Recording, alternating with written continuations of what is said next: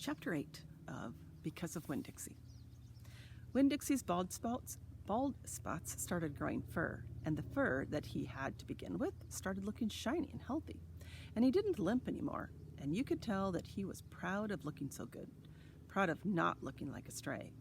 I thought what he needed most was a collar and a leash, so I went into Gertrude's Pets, where there were fish and snakes and mice and lizards and gerbils and pet supplies, and I found a real handsome red leather collar with a matching leash.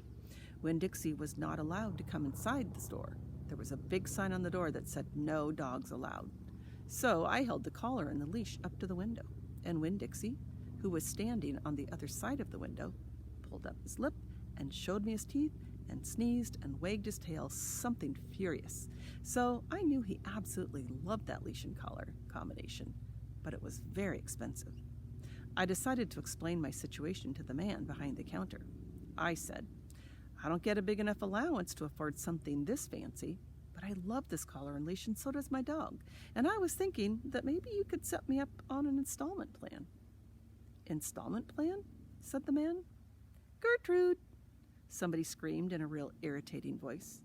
I looked around. It was a parrot.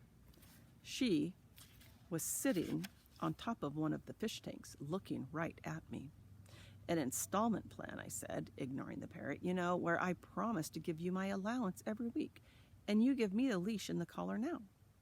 "I don't think I can do that," said the man. He shook his head. "No, the owner, she wouldn't like that." He looked down at the counter. He wouldn't look at me. He had thick black hair, and it was slicked back like Elvis Presley's. He had on a name tag that said Otis. "Or I could work for you," I said. "I could come in and sweep the floors and dust the shelves and take out the trash. I could do that." I looked around Gertrude's Pets. There was sand and sunflower seed shells and big dust bunnies all over the floor. I could tell that it needed to be swept. Said Otis, and he looked down at the counter some more. "Gertrude!" the parrot screamed again. "I'm real trustworthy," I said. "I'm new in town, but my daddy is a preacher. He's the preacher at the Open Arms Baptist Church of Naomi, so I'm real honest. But the only thing is, Winn Dixie, my dog, he would have to come inside with me, because if we get separated for too long, he starts to howl something terrible." "Gertrude doesn't like dogs," said Otis. "Is she the owner?" I asked. No. He finally looked up. He pointed at the fish tank.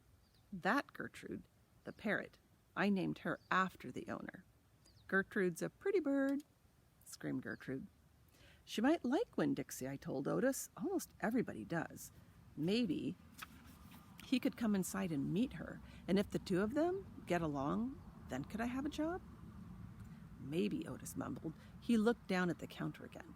So I went and opened the door, and Winn Dixie came trotting on inside the store. "Dog!"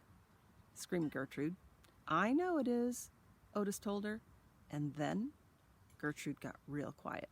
She sat on the top of the fish tank and cocked her head from one side to the other, looking at Winn Dixie. And Winn Dixie stood and stared back at her.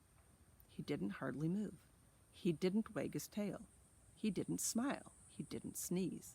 He just stared at Gertrude, and she stared at him. And then she spread her wings out real far and flew, and landed on top of Winn Dixie's head. "Dog!" she croaked. Winn Dixie wagged his tail just a little tiny bit, and Otis said, "You can start on Monday." "Thank you," I told him. "You won't be sorry." On the way out of Gertrude's Pets, I said to Winn Dixie, "You are better at making friends than anybody I've ever known. I bet if my mama knew you, she would think you were the best dog ever." Winn Dixie was smiling up at me, and I was smiling down at him, and so neither one of us was looking where we were going, and we almost bumped right into Sweetie Pie Thomas. She was standing there, sucking on the knuckle of her third finger, staring in the window at Gertrude's Pets.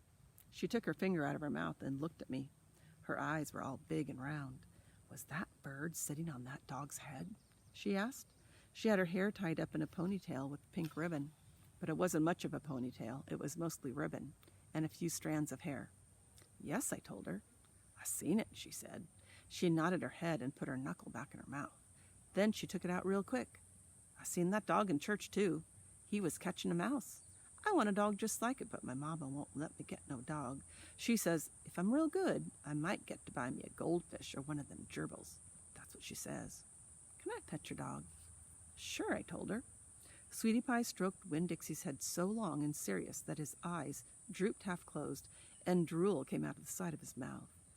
I'm going to be 6 years old in September. I got to stop sucking on my knuckle once I'm 6, said Sweetie Pie. I'm having a party. Do you want to come to my party? The theme is pink. Sure, I told her. Can this dog come? She asked. You bet, I told her. And all of a sudden, I felt happy. I had a dog. I had a job. I had Miss Franny Block for a friend. And I had my first invitation to a party in Naomi. It didn't matter that it came from a 5-year-old, and the party wasn't until September. I didn't feel quite so lonely anymore.